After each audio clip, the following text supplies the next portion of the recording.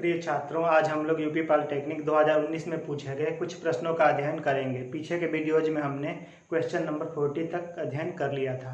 आज हम उसके आगे 41 नंबर क्वेश्चन से अध्ययन करेंगे। देखते हैं क्वेश्चन नंबर 41। क्वेश्चन 41 है, यूपी पॉलिटेक्निक में मैथ के कुल 50 क्वेश्चन आते हैं, जिसमें से हमने 40 तक अध्ययन कर लिया है। यदि आप पीछे का 40 क्वेश्चन नहीं सॉल्व किए हैं तो हमारा पीछे का वीडियो देख लीजिएगा। देखते हैं क्वेश्चन नंबर 41। रवि 3/4 भाग कार्य को या काम को, वर्क को 12 दिनों में कर सकता है।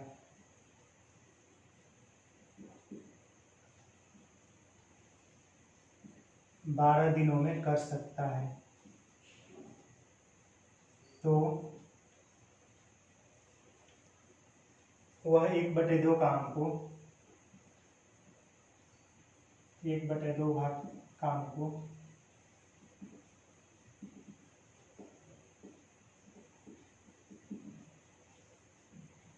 करने में कितना समय लगाएगा।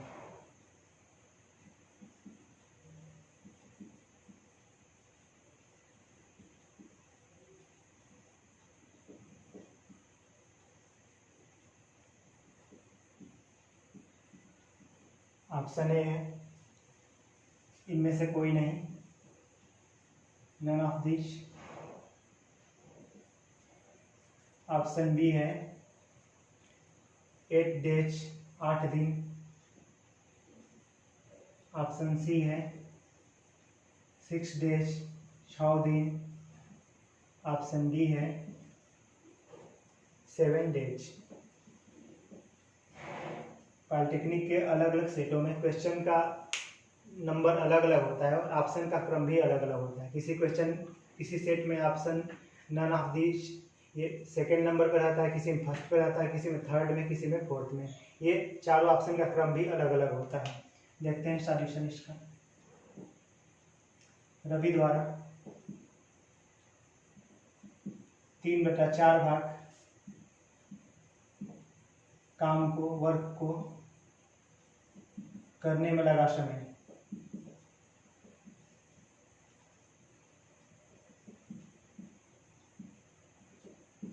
बराबर है 12 दिन। इसलिए रवि द्वारा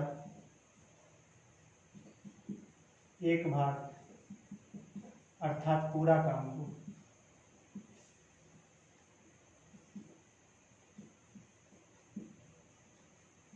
करने में लगा समय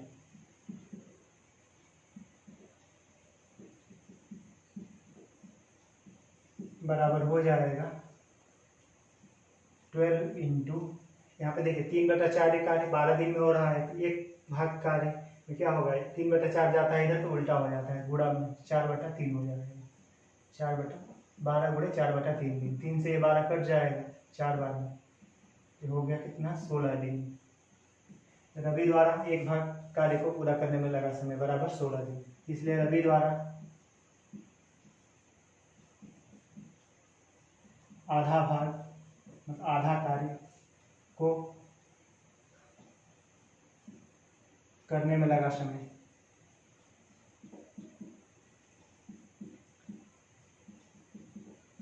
बराबर हो जाएगा, चूंकि रवि 1 भाग यानी पूरा काम 16 दिन में कर रहा है, इसलिए आधा काम, हाफ भाग काम को करने में 16/2 दिन यानी कि बराबर 8 दिन लेगा। इसलिए यहाँ पे ऑप्शन बी करेक्ट हो जाएगा। Therefore option B is correct.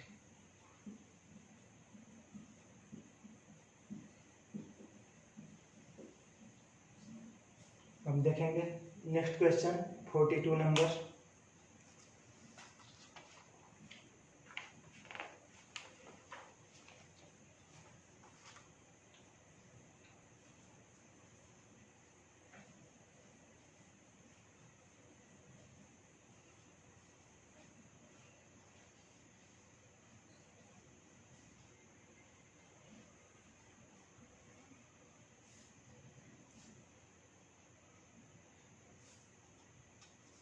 Question number 42।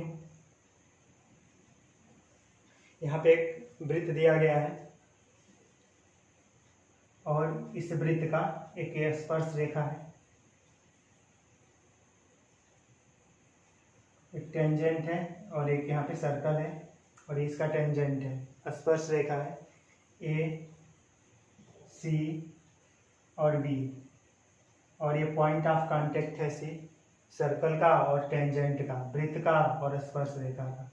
फिर इसमें आगे दिया हुआ है, यहाँ पे एक जीवा है, सी डी, और यहाँ पे कोई अन्य पॉइंट है ई, इसको मिलाया गया है और ये कोड ए सी बी क्वेश्चन में दिया हुआ है, 55 डिग्री है। आपसे ये पूछा गया है कि कोड डी ई सी का वैल्यू क्या होगा। यहाँ पे जो कोड बना हुआ है इसका मान क्या होगा, देखते हैं। क्वेश्चन लिख देते हैं फिर से। दिए गए चित्र में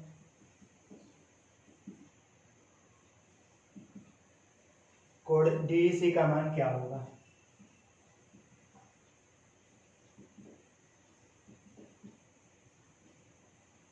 मान क्या होगा, यहाँ पे एंगल डी ई सी का वैल्यू हमको बताना है। ऑप्शन ए है 75 डिग्री, ऑप्शन बी है 55 डिग्री, ऑप्शन सी है 65 डिग्री और ऑप्शन डी है 45 डिग्री। देखते हैं इसका सॉल्यूशन।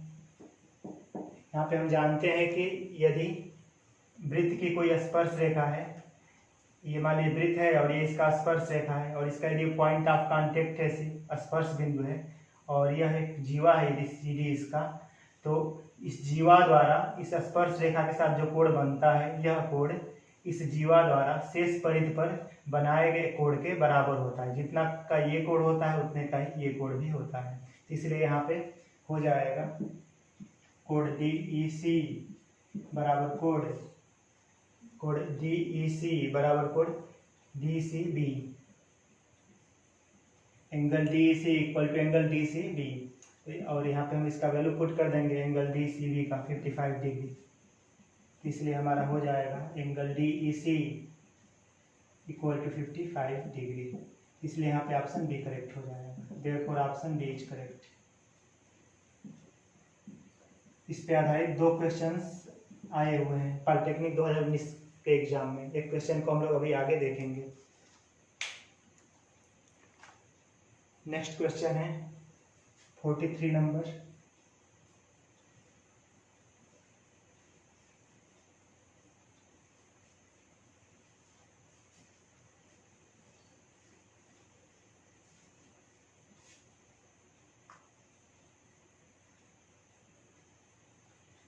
पंद्रह मीटर लंबे और 12 मीटर चौड़े कमरे के चारों ओर 15 मीटर लंबे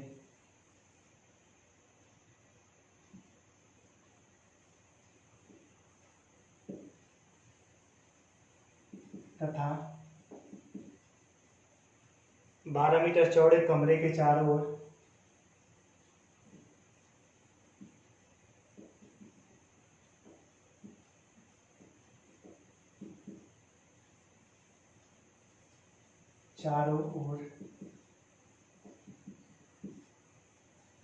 90 मीटर स्क्वायर क्षेत्रफल का एक बरामदा है। 90 मीटर स्क्वायर क्षेत्रफल का एक बरामदा है।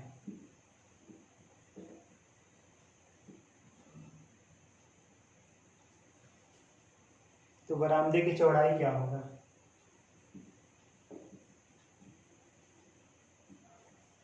की चौड़ाई विड्थ इसका हमको बताना है क्या होगा।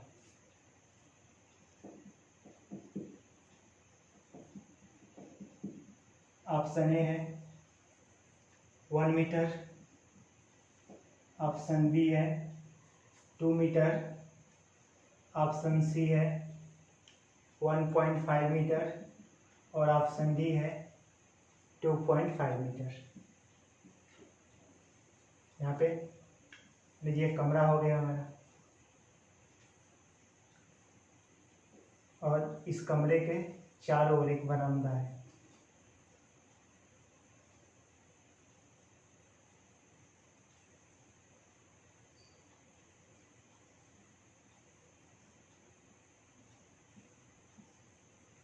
और इस बरामदे का एरिया, ये बरामदा है और इसका एरिया दिया हुआ है, एरिया जो शेडेड किया गया है, यह एरिया 90 मीटर स्क्वायर है। तो हमको ये विड्थ बताना है, इस बरामदे की चौड़ाई बताना है, चारों ओर समान है चौड़ाई, इसी को बताना है। तो ये मान लीजिए हमारा कमरा हो गया, अंदर रूम हो गया। अब इस रूम को हम नाम दे रहे ए, बी, सी और डी। अब इस रूम का लेंथ दिया हुआ है 15 मीटर, ये लेंथ है इसका, और इसका विड्थ दिया हुआ है, चौड़ाई दिया हुआ है 12 मीटर, 12 मीटर है। और ये बरामदा है हमें जो शेडेड दिख रहा है। अब इसका हमको चौड़ाई फाइंड करना है। मान लेंगे कि इसका चौड़ाई 1 से है। सॉल्यूशन, माना बरामदे की चौड़ाई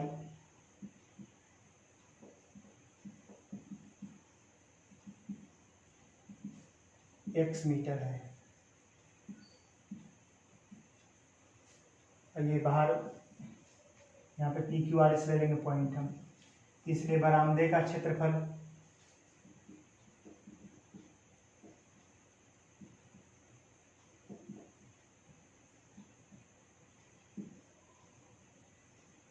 इक्वल टू हो जाएगा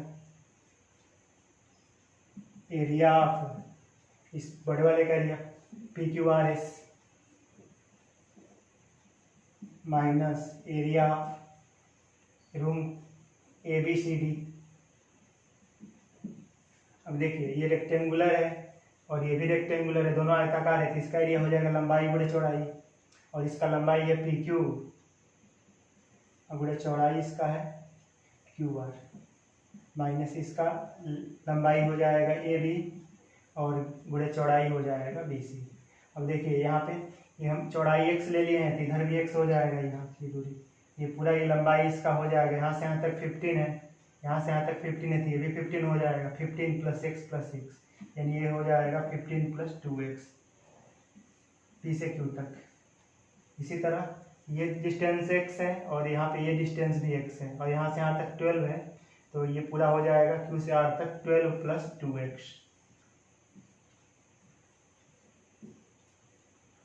तो यहाँ पे हो जाएगा पी क्यू का वैल्यू यहाँ पुट कर देंगे, पी क्यू का 15 + 2x इंटू क्यू आर का वैल्यू यहाँ से पुट कर देंगे 12 + 2x माइनस ए बी का वैल्यू यहाँ से यहाँ तक 15 इंटू बी सी का वैल्यू हो जाएगा 12। और क्वेश्चन में दिया है बरामदे का चारों 90 मीटर क्षेत्रफल का एक बरामदा है, बरामदे का क्षेत्रफल बराबर 90 मीटर इसका, तो यहाँ पे हो जाएगा देयरफॉर 90 इक्वल टू इतना।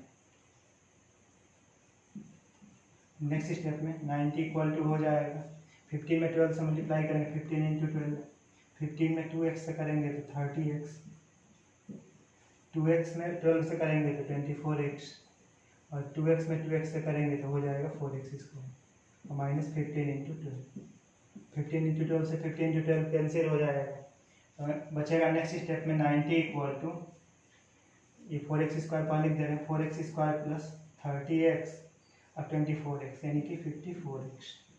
ये नेक्स्ट स्टेप में 2 से सबको डिवाइड कर देंगे, तो यहाँ पे 45 equal to 2x square plus 27x।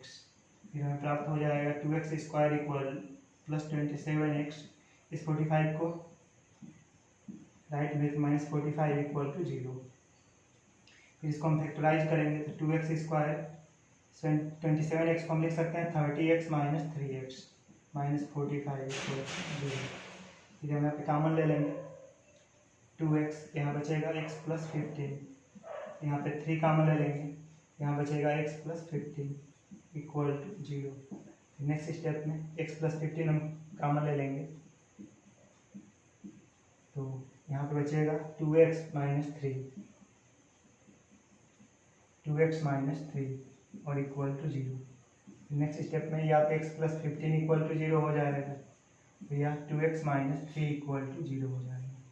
फिर यहाँ से x का वैल्यू माइनस 15 आएगा, या 2x इक्वल टू हो जाएगा 3। अब x का वैल्यू निगेटिव नहीं हो सकता है क्योंकि x चौड़ाई है, इसलिए इस वैल्यू को हम छोड़ देंगे निगेटिव वाला वैल्यू को, तो हमें प्राप्त हो जाएगा 2x इक्वल टू 3, और यहाँ से हमें मिल जाएगा x इक्वल टू 3/2, यानी x इक्वल टू हमें प्राप्त हो जाएगा 1.5 मीटर। इसलिए यहाँ पे कमरे का जो चौड़ाई है, जो बरामदे का चौड़ाई है वह हो जाएगा 1.5 metre. Therefore option C is correct, therefore option C is correct.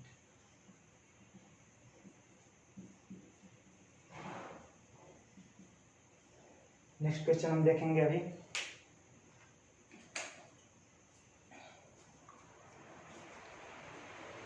Question number 44।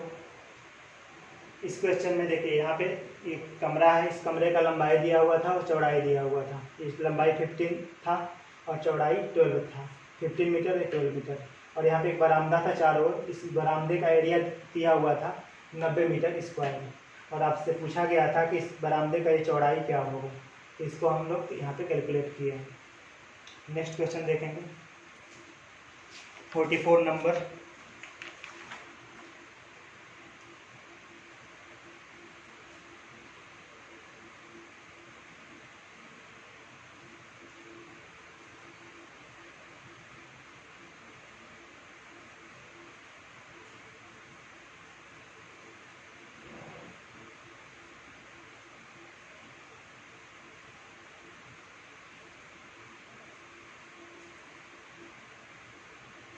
एक रेलगाड़ी किसी टेलीग्राफ पोस्ट को 40 सेकंड में 36 किलोमीटर प्रति घंटा की चाल से पार करती है।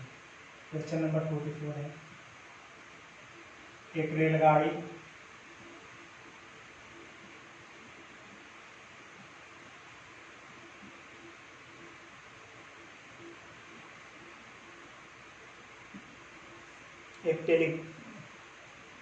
किसी टेलीग्राफ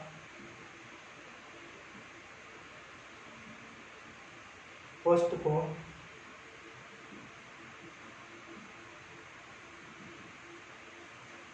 40 सेकेंड में 36 किलोमीटर प्रति घंटा की चाल से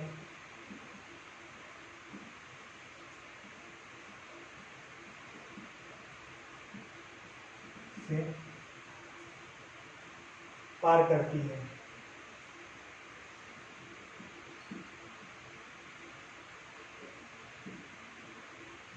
तो रेलगाड़ी की लंबाई है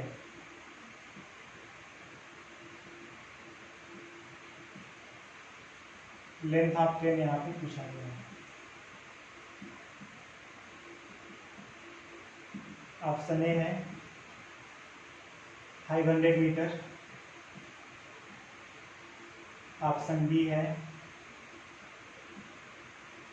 450 मीटर, ऑप्शन सी है 400 मीटर, और ऑप्शन डी है 395 मीटर। देखते हैं सॉल्यूशन इसका। यहाँ पे समय दिया हुआ है 40 सेकेंड,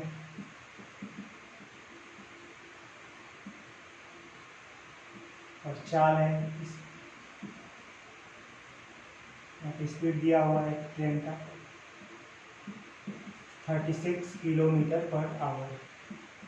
इसको हम मीटर पर सेकंड में चेंज कर देंगे, तो किलोमीटर प्रति घंटा को मीटर प्रति सेकंड में बदलने के लिए 5/18 से गुणा कर देना चाहिए, 5/18 से मल्टीप्लाई कर देना चाहिए। 18 से 36 कैंसिल हो जाएगा 2 टाइम्स में, तो हमें प्राप्त हो जाएगा 5 × 2 10 मीटर पर सेकंड। ये ट्रेन का स्पीड हो जाएगा मीटर प्रति सेकंड का। मान लेंगे कि रेलगाड़ी की लंबाई x मीटर है,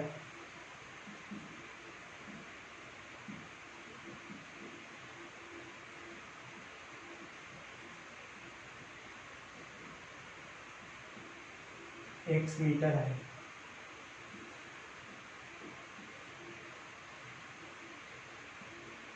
चूंकि चाल बराबर होता है दूरी बटा समय, स्पीड इक्वल टू होता है डिस्टेंस बाई में टाइम।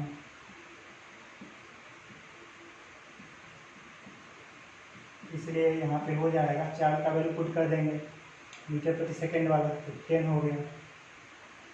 10 इक्वल टू दूरी, दूरी रेलगाड़ी की लंबाई के बराबर ले लेते हैं, x हो जाएगा, और समय है 40, 40 हो जाएगा। फिर 10 में 40 से मल्टीप्लाई हो जाएगा, तो 10 इंटू 40 इक्वल टू x। यहाँ से x का वैल्यू हमें प्राप्त हो जाएगा, x इक्वल टू 400। इसलिए रेलगाड़ी की लंबाई हो जाएगा 400 मीटर। इसलिए रेलगाड़ी की लंबाई बराबर 400 मीटर।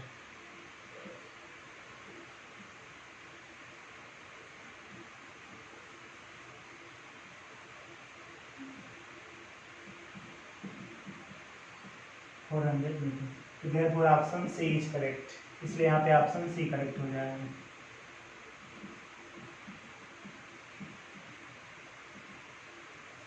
क्वेश्चन बहुत इंपॉर्टेंट है, इस पर ध्यान रखना है। नेक्स्ट क्वेश्चन देखेंगे 45 नंबर। 45 नंबर क्वेश्चन बहुपदों के लस और मौसा पे आधारित है। इसमें दो बहुपदों का मसप दिया हुआ है और लसप पूछा गया है, और दोनों बहुपद भी दिया गया है।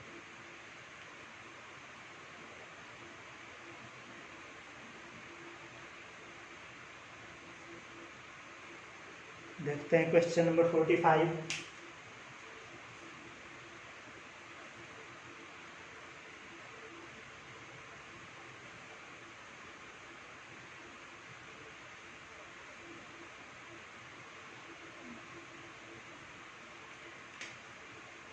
क्वेश्चन नंबर 45 है, दो बहुपदों, दो पॉलिनोमियल है यहाँ पे।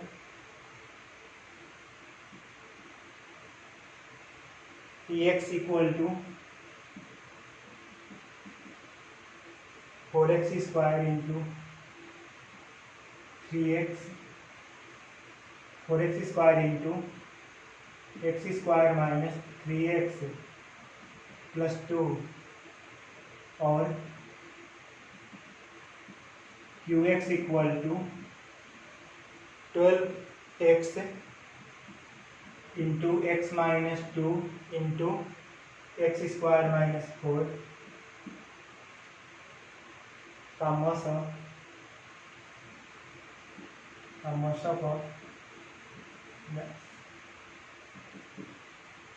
HCF 4x into x minus 2 है, 4x इंटू एक्स माइनस 2 है। तो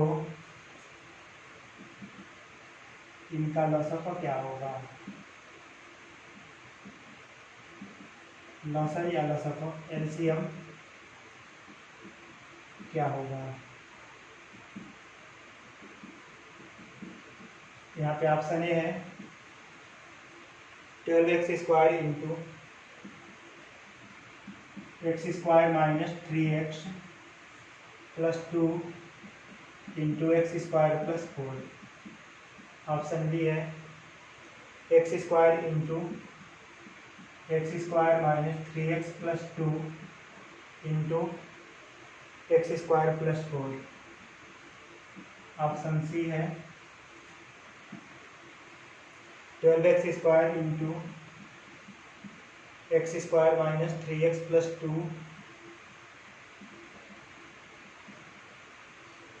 इंटू एक्स स्क्वायर माइनस 4। और ऑप्शन डी है 4x इंटू एक्स माइनस 2। हमको पता है पहले से कि दो बहुपदों का जो गुणनफल होता है वह बराबर होता है उनके लसप गुणे मसप के, या बहुपदों का लसप गुणे मसप बराबर होता है दो बहुपदों का गुणनफल, यानी कि पहला बहुपद गुणे दूसरा बहुपद।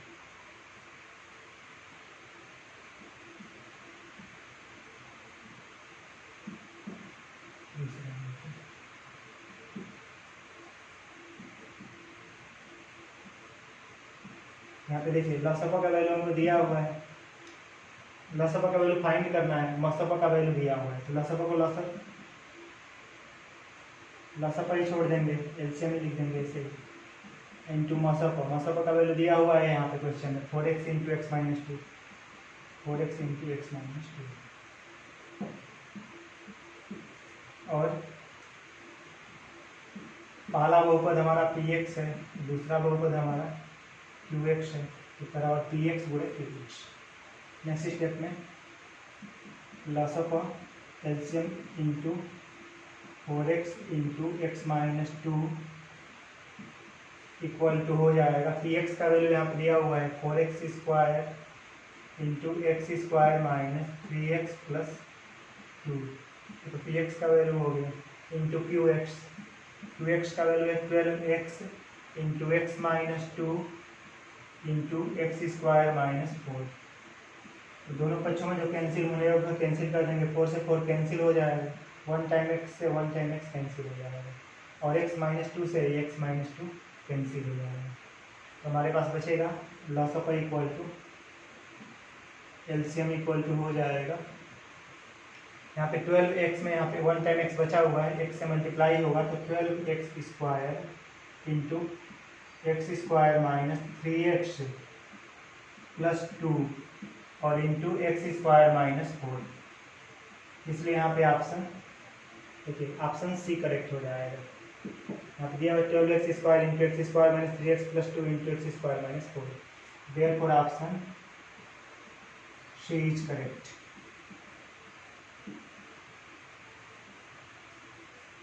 ऐसे सवालों में कई बार लसप और मसप एलसीएम और एचसीएफ का वैल्यू दिया रहता है और पहला बहुपद दिया रहता है तो दूसरा बहुपद पूछा जाता है। कई बार पहला बहुपद और दूसरा बहुपद दिया रहता है, फर्स्ट पॉलिनोमियल और सेकंड पॉलिनोमियल दिया रहता है और इसका एलसीएम दिया रहता है, तब एचसीएफ पूछता है। और यदि फर्स्ट पॉलिनोमियल और सेकंड पॉलिनोमियल गिवन में है और एचसीएफ पता है, मसप पता है, तब एलसीएम पूछा जाता है, लसप पूछा जाता है, जैसा कि इस क्वेश्चन में पूछा गया है। इस तरह प्रश्नों को ध्यान रखना है, इस तरह से आसानी से सॉल्व किया जा सकता है। नेक्स्ट क्वेश्चन है 46 नंबर।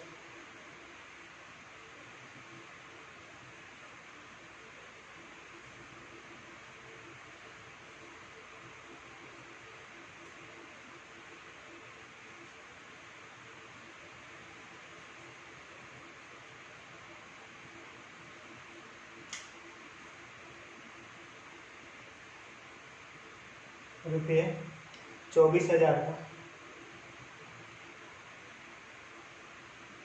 10% वार्षिक ब्याज की दर से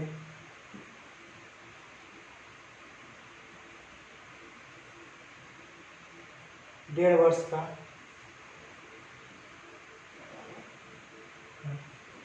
चक्रवृद्धि ब्याज कंपाउंड इंटरेस्ट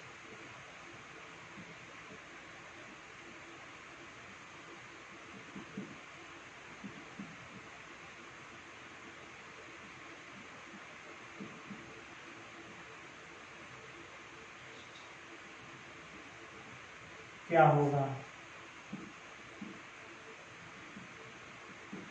जबकि ब्याज प्रति छमाही दिए गए हैं, जबकि इंटरेस्ट प्रति छमाही मतलब 6 मंथली देय है, मतलब जोड़ा जाता है।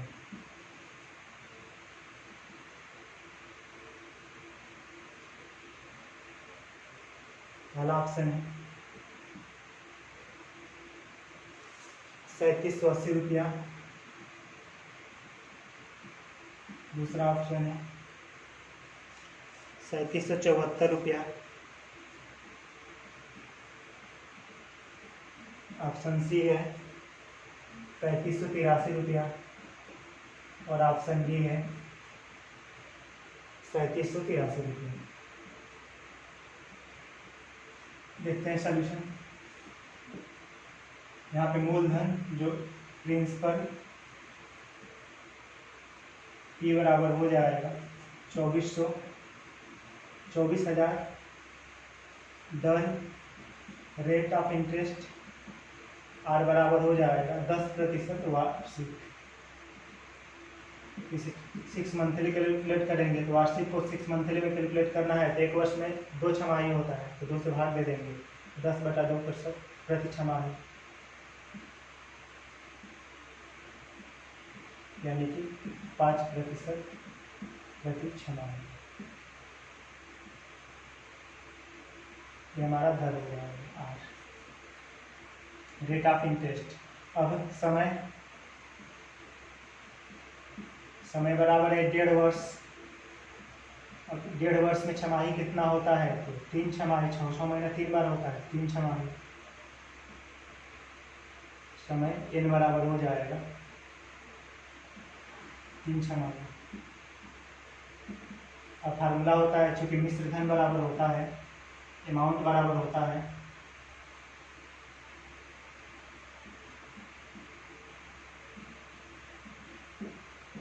मूलधन 1 प्लस दर R/100 to the power n। यहाँ पे मूलधन हमारा 24,000 है, 1 प्लस रेट छमाही के लिए 5% हो गया है 5/100 पावर n। समय कितना छमाही है तो 3 छमाही है।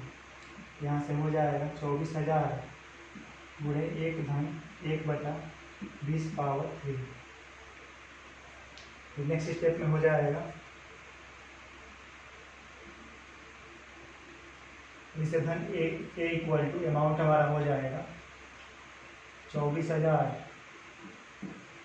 21 या 20 और 21 बाई में हो जाएगा 20। 24,000 गुणे 21/20 का घन। ये हो जाएगा नेक्स्ट स्टेप में 24,000 इंटू किसी भी नंबर का क्यूब है तो उसका 3 बार मल्टीप्लाई हो जाता है। 21/20 का क्यूब है तो इसका 3 बार मल्टीप्लाई हो जाएगा। ये 0 3 बार कैंसिल हो गया, 2 से कैंसिल करेंगे 12 हो जाएगा, फिर 2 से कैंसिल करेंगे 6 हो जाएगा, फिर 2 से कैंसिल करेंगे तो 3 हो जाएगा। तो हमारे पास बचेगा 3 इंटू 21 इंटू 21 इंटू 21। 3 में 21 से मल्टीप्लाई कर देंगे 63 हो जाएगा, 21 में 21 से कर देंगे 441 हो जाएगा। अब हम 63 में 441 से मल्टीप्लाई कर देंगे, 441 से मल्टीप्लाई कर देंगे तो हमें प्राप्त हो जाएगा 27,783। यहाँ पे मल्टीप्लाई कर देना है दोनों में, ये आ जाएगा। ये हमारा मिश्रधन हो गया।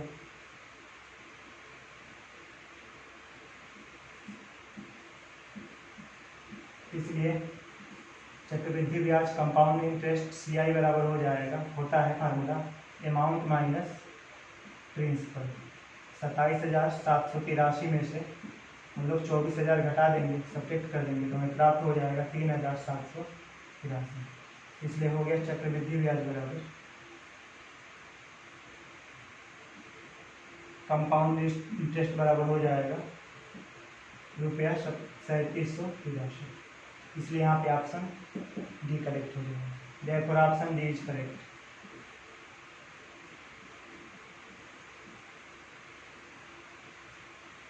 इस सवाल में ध्यान दीजिए, मूलधन दिया हुआ था 24,000, ब्याज का दर दिया था 10% वार्षिक और समय दिया गया था 1.5 वर्ष। फिर आगे पूछा गया कि यदि ब्याज छमाही देय होगा, छमाही जोड़ा जाएगा तो उस कंडीशन में चक्रवृद्धि ब्याज का वैल्यू क्या होगा, ये पूछा गया था। तो देखिए मूलधन हो गया 24,000, दर हो गया 10% वार्षिक, इसे छमाही बदलना है तो 2 से डिवाइड कर देते हैं तो ये हो जाएगा 5% प्रति छमाही। समय 1.5 वर्ष और 1.5 वर्ष में छमाही कितना होता है तो 6 महीना होता है, 1.5 वर्ष में 3 बार 3 छमाही। मिश्रधन बराबर फार्मूला होता है मूलधन गुणे 1 plus R/100 power n।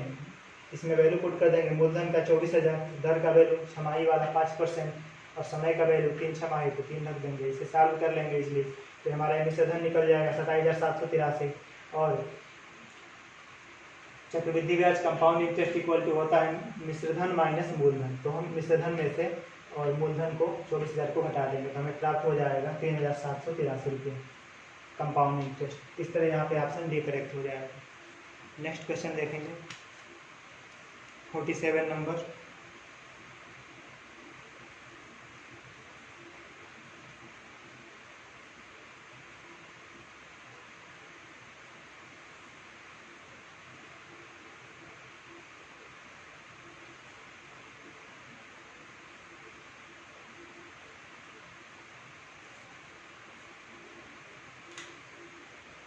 Question number 47 बहुत इंपॉर्टेंट है। इसमें ए और बी की मिलकर ए और बी किसी काम को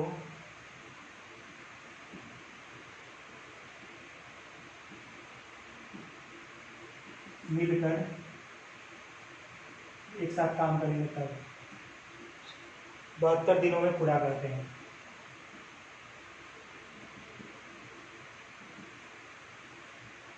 पूरा करते हैं।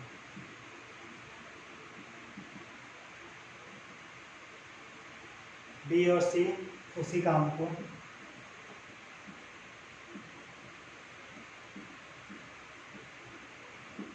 एक साथ मिलकर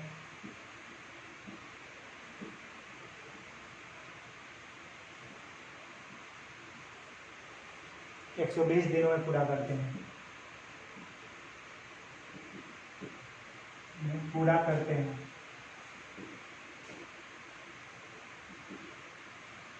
तथा सी और ए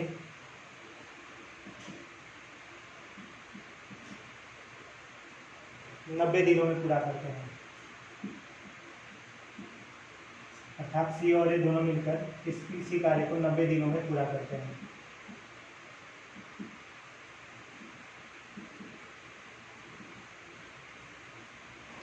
तो ए अकेला उस काम को कितने दिनों में पूरा करेगा?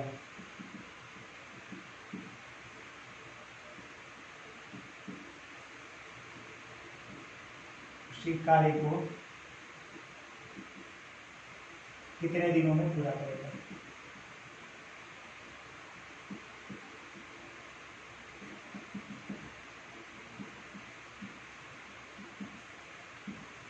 पूरा करेगा।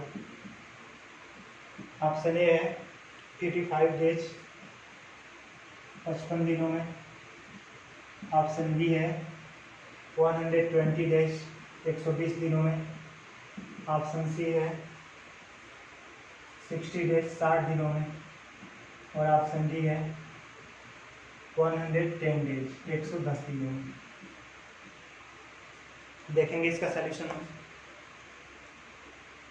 ए और बी का मिलकर काम को 72 दिनों में पूरा करते हैं। तो ए और बी का एक दिन का कार्य हो जाएगा 1/72।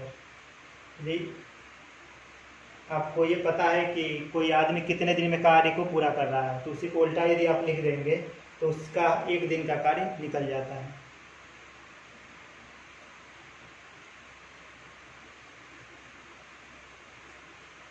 चूंकि ए और बी किसी काम को मिलकर 72 दिनों में पूरा करते हैं, इसलिए ए और बी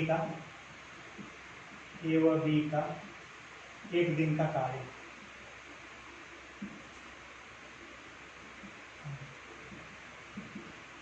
बराबर हो जाएगा 1/72। इसी प्रकार बी व सी का एक दिन का कार्य,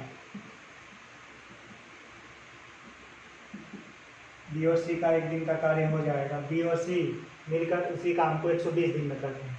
तो एक दिन का काम निकालना है तो 1/, में लिख देते हैं इसको, 1/120 हो जाएगा। तथा सी व ए का एक दिन का कार्य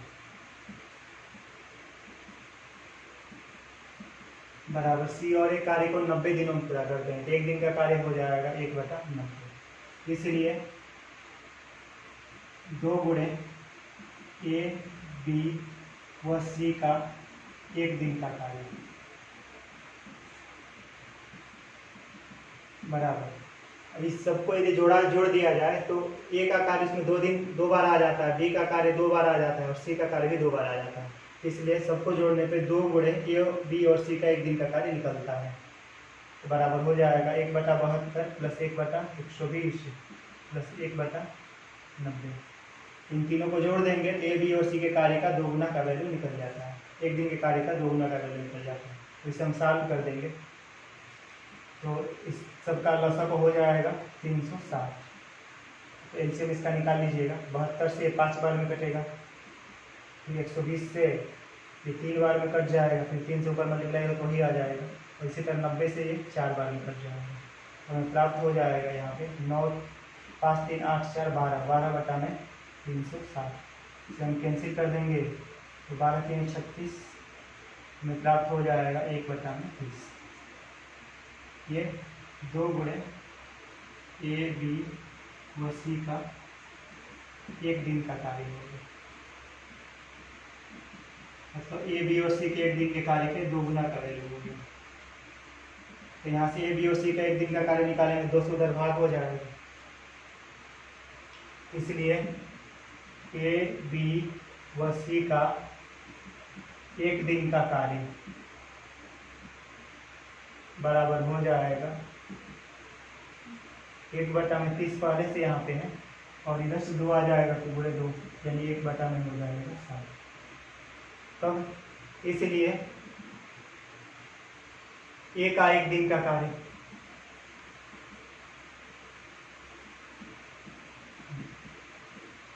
बराबर ए, बी, सी तीनों का एक दिन का कार्य में से हम बी और सी के एक दिन के कार्य को घटा देंगे। तो बी और सी के एक दिन का कार्य 1/120 है, इसको हम घटा देंगे। ए, बी और सी के तीनों के एक दिन के कार्य में से यदि हम बी और सी के एक दिन के कार्य को घटा दें तो ए का एक दिन का कार्य क्या होगा, निकल जाएगा। अब यहाँ से इसका एलसीएम ले लेंगे तो हमें प्राप्त हो जाएगा 120 ही। यहाँ पे हो जाएगा 2, 60 से 120 2 बार में कटेगा, माइनस यहाँ पे 120 से 1 बार में 1/120। ए का एक दिन का कार्य होगा 1/120, इसलिए ए कार्य को 120 दिन में पूरा कर लेगा।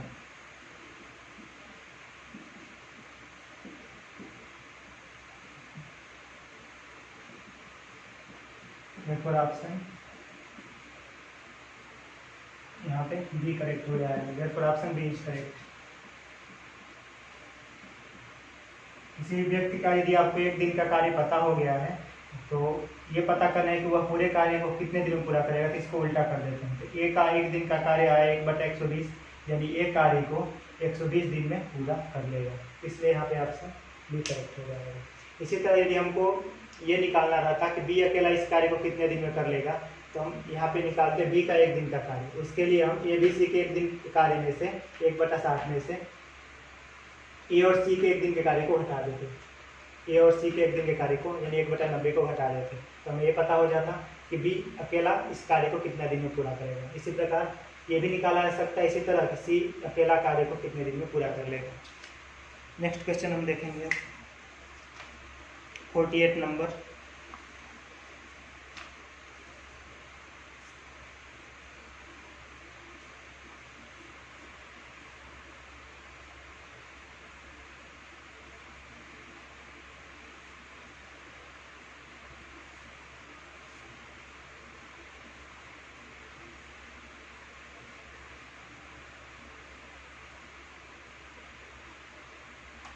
यहाँ पे 48 नंबर क्वेश्चन वृत्त पे आधारित है, वृत्त और इसके स्पर्श रेखा पे।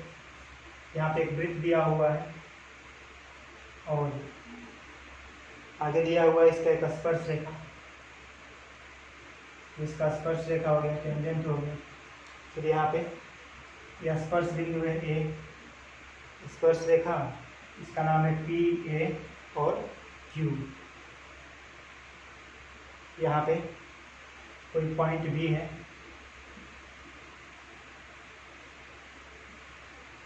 और इसको बी से को मिलाया गया है और बी से क्यू को भी मिलाया गया है और यहाँ पे जो पॉइंट है इसे सी लिया गया है। और ए से सी को मिलाया गया। अब आपको ये कोड पी ए बी ये गिवन में है, दिया हुआ है 80 डिग्री, और कोड ए बी सी ये भी गिवन में है 30 डिग्री। और आपसे ये पूछा गया है कि यहाँ पे जो एंगल बना हुआ है ए क्यू सी, इसका वैल्यू क्या होगा। ये एंगल है, यहाँ पे इसका मान क्या होगा, ये आपको बताना है। लिख देते हैं क्वेश्चन चित्र में।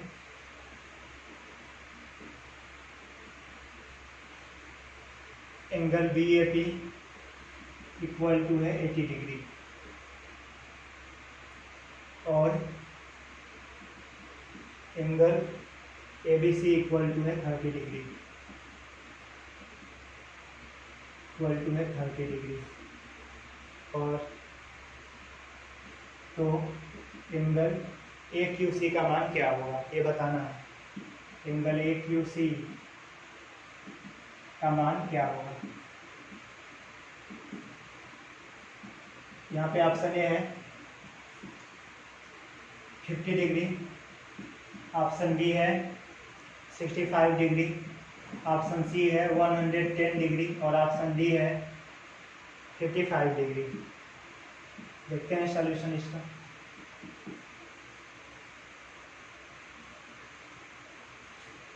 चूंकि हम आपको ये बताए थे पीछे क्वेश्चन में कि यहाँ पे यदि वृत्त है कोई और ये इसका कोई स्पर्श रेखा है और यहाँ पे कोई जीवा है, तो उस कंडीशन में जीवा और इस स्पर्श रेखा के बीच का जो कोण होता है, यह कोण इस जीवा द्वारा शेष परिधि पर बने हुए कोण के शेष परिधि बराबर होता है। तो ये एंगल 30 है, तो ये एंगल भी क्या हो जाएगा 30 हो जाएगा।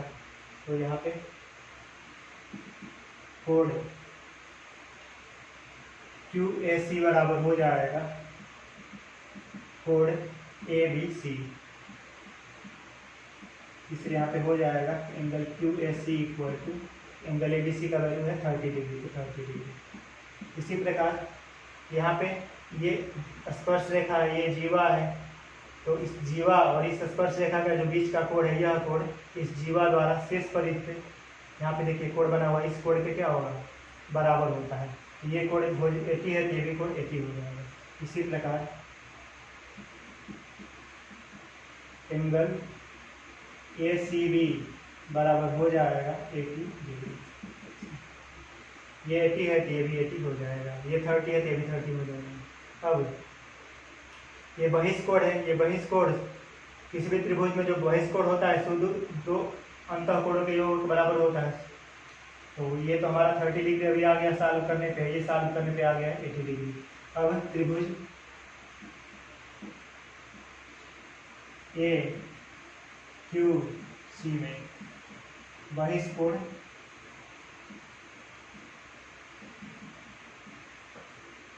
कोण ए सी बी, यहाँ पे जो बाहर कोण बना हुआ है ए सी बी, यह कोण बराबर होगा कोण सी ए क्यू, 60 में से सी भी लिखा जा सकता है, सी ए क्यू 60 में से ए भी लिखा जा सकता है, प्लस कोण ए क्यू सी। और यहाँ पे वैल्यू पुट कर देंगे angle A C B, angle A C B इसका वैल्यू है 80 degree equal to C A Q, इसका वैल्यू है 30 degree plus angle A Q C, इसका वैल्यू हमको फाइंड करना है। यहाँ से 80 में से 30 माइनस हो जाएगा, 80 degree minus 30 degree equal to हो जाएगा एंगल ए क्यू सी। यहाँ से हमें प्राप्त हो जाएगा angle A Q C equal to 50 degree. इसलिए यहाँ पे ऑप्शन ए करेक्ट हो जाएगा, देयरफॉर ऑप्शन यूज करें। इस तरह से इस क्वेश्चन को आसानी से सॉल्व किया जा सकता है। इस क्वेश्चन में ध्यान दीजिए, ये एंगल दिया हुआ था पी ए बी और ये angle B A B C ये दिया हुआ था, और हमको ये एंगल फाइंड करना था। तो ध्यान रखना है कि ये स्पर्श रेखा है कोई और ये कोई जीवा है इस वृत्त का, तो जीवा और स्पर्श रेखा के बीच में जो कोण बनता है यहाँ पे, यह कोण इस जीवा द्वारा, ये जीवा है शेष परिधि पे जो कोण बनता है उसके बराबर होता है। तो ये 30 है तो ये भी 30 हो जाएगा। इसी तरह ये स्पर्श रेखा है, ये जीवा है, तो इन दोनों के बीच में जो एंगल यहाँ बन रहा है, यह एंगल इस एंगल के इक्वल हो जाएगा। तो 80 है तो ये भी 80 हो जाएगा। अब ये जो बहिष्कोण होता है, दो अंतः कोणों के योग के बराबर होता है। एक्सटीरियर एंगल दो इंटीरियर एंगल्स के इक्वल होता है, दूर के दो एंगल्स के इक्वल होता है, सम के इक्वल होता है। तो 80 डिग्री इक्वल टू जाएगा 30 डिग्री प्लस एंगल ये AQC, और यहाँ से AQC का वैल्यू निकल जाएगा 80 माइनस 30 यानी कि 50 डिग्री। इसलिए यहाँ पे ऑप्शन ए करेक्ट हो जाएगा। नेक्स्ट क्वेश्चन है 49 नंबर,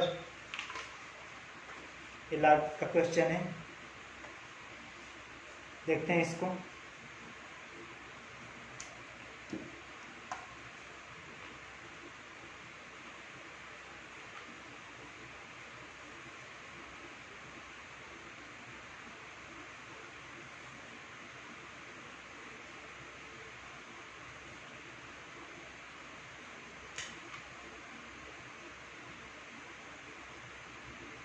फोर्टी 49 नंबर क्वेश्चन है, x power log y minus log z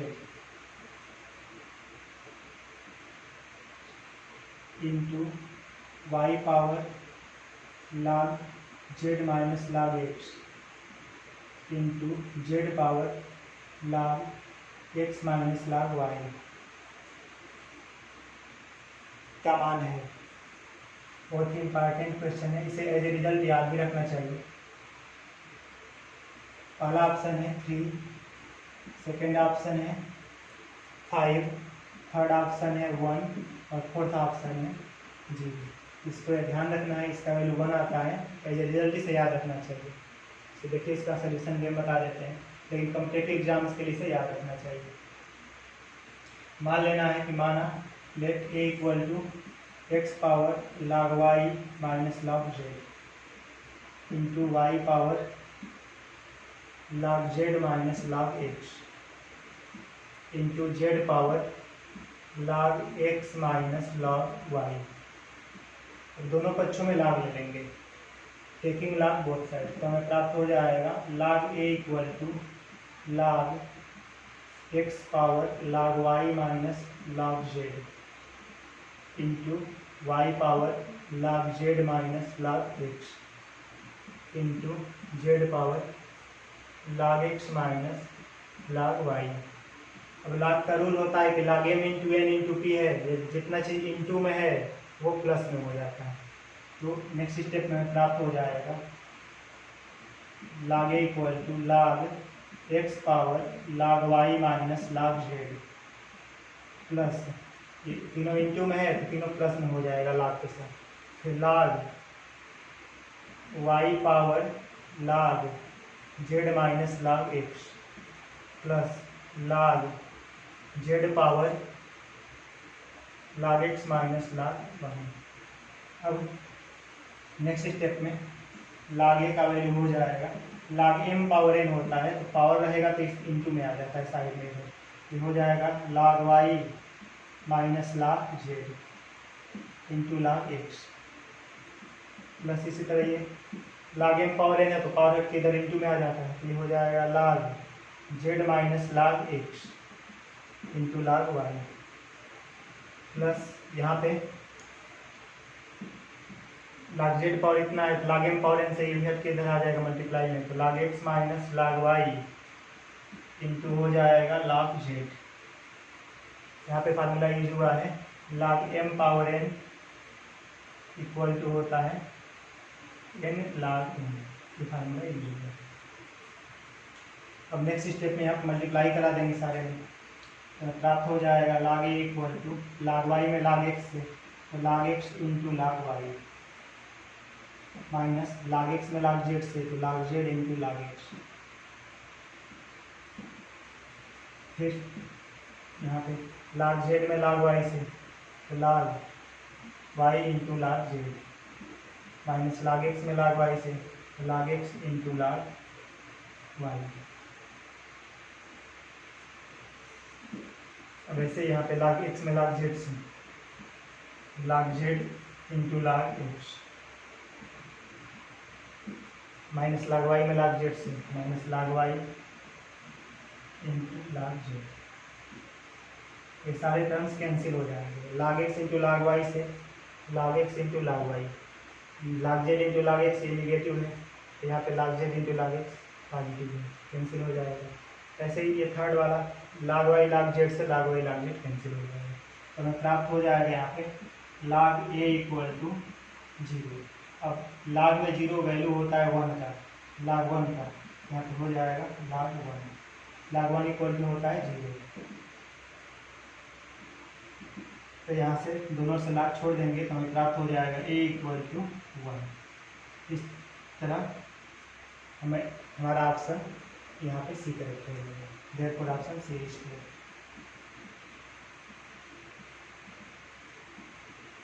क्योंकि यही हम माने हैं इस पूरे फंक्शन को।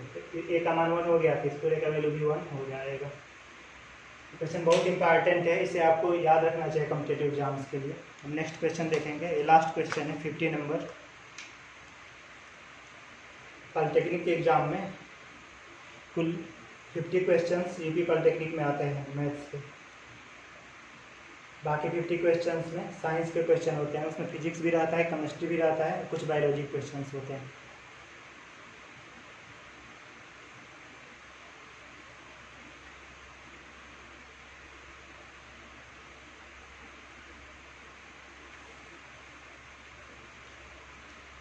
देखते हैं 50 नंबर क्वेश्चन।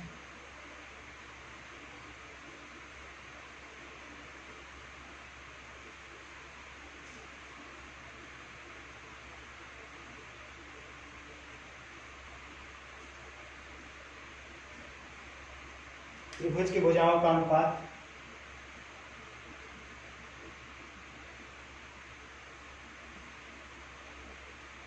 त्रिभुज के भुजाओं, त्रिभुज के साइड्स का रेशियो यहाँ पे दिया हुआ है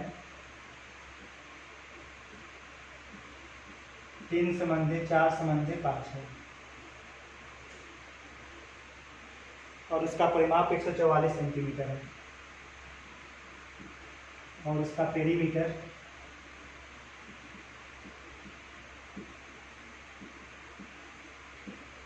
144 सेंटीमीटर है। तो इसका क्षेत्रफल क्या होगा?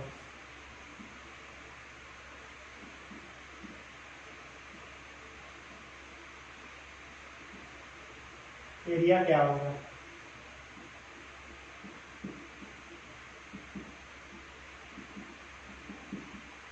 ऑप्शन ए है 764 सेंटीमीटर स्क्वायर, ऑप्शन बी है 664 सेंटीमीटर स्क्वायर, ऑप्शन सी है 684 सेंटीमीटर स्क्वायर और ऑप्शन डी है 864 सेंटीमीटर स्क्वायर। देखिए यहाँ पे चूंकि त्रिभुज के भुजाओं का अनुपात 3:4:5 है, इसलिए यह त्रिभुज एक समकोण त्रिभुज होगा, क्योंकि बड़े वाले का वर्ग 5 का वर्ग 3 के वर्ग और 4 के वर्ग के योग के बराबर होगा। 5 का वर्ग 25 होता है, 3 का वर्ग 9 और 4 का वर्ग 16, 16 9 25। यहाँ पे हमें जो भी त्रिभुज बनेगा वह समकोण ही बनेगा। अब अनुपात दिया रहता है भुजाओं का, तो उतना उतना ही मान लेते हैं भुजा को। माना त्रिभुज की भुजाएं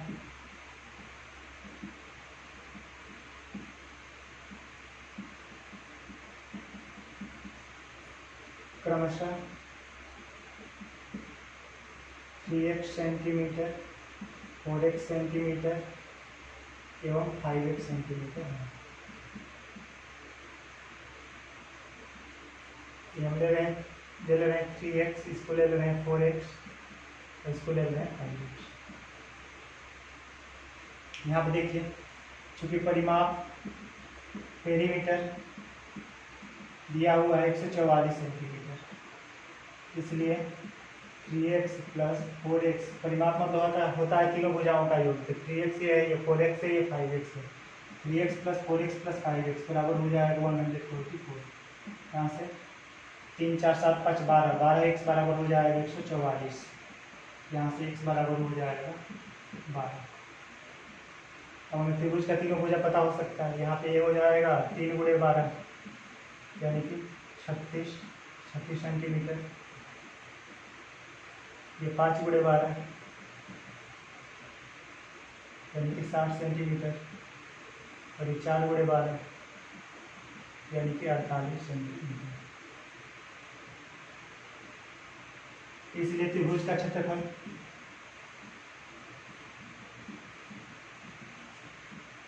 बराबर हो जाएगा, होता है फार्मूला 1/2 आधार गुणे ऊंचाई 1/2 बेस इंटू हाइट। ये हो जाएगा 1/2, यहाँ पे बेस हो जाएगा 36 और हाइट हो जाएगा 48। दूसरे इसको हम कैंसिल कर देंगे, 48 को चाहे 36 को, यहाँ पे हो गया 24, मल्टीप्लाई हो जाएगा 36 में 24 से, मल्टीप्लाई हम कर देंगे इसमें, देखिए 36 में 24 से, 4 से 24, 2 हाथ से कैरी 2 हो जाएगा, 4 से 12 तो 14, 2 से 12 2 कैरी हो जाएगा, यहाँ पे 2 से 12 कैरी 1 हो जाएगा, और 2 3 6 1 7, ये हमारे प्राप्त हो जाएगा 4 6 और 8, यानी 864 सेंटीमीटर स्क्वायर। इसलिए यहाँ पे ऑप्शन डी करेक्ट हो जाएगा, therefore option D is correct.